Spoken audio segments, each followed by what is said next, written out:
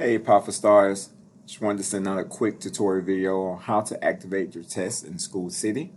The first thing you would need to do is log on to your School City tab in ClassLink. Once you get on to School City page, you'll click up here at the top on the dots there and go to Assessments.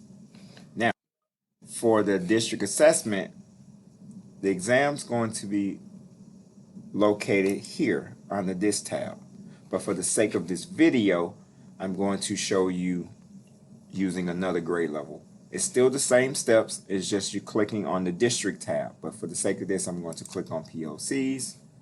Alright, so I have a lot of different tests here, but I'm going to use 4th grades as a demonstration. So you'll find the test that you're looking for and yours should say science grade level progress monitoring, or math, your grade level progress monitoring.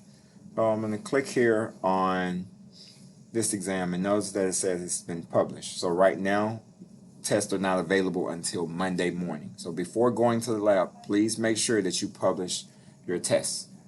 Alright, you can see on the right hand side you have different options here. You're going to click on online administration.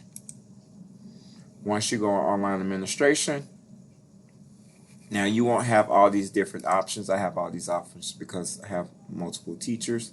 So you click here on, and it should bring up all of the students in your class. Now to select all, you're going to click this space here right above your first student's name, and it's going to select every student in your class.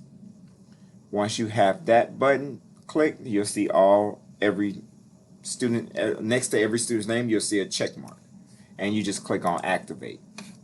As soon as you press that button, the test is now activated for everyone. But for the sake of Ms. Ayala's class, I'm going to deactivate this test for right now, but that's it. That's all it takes to activate a test on School City. And once you activate it, kids will have access to it. All right, have a good day.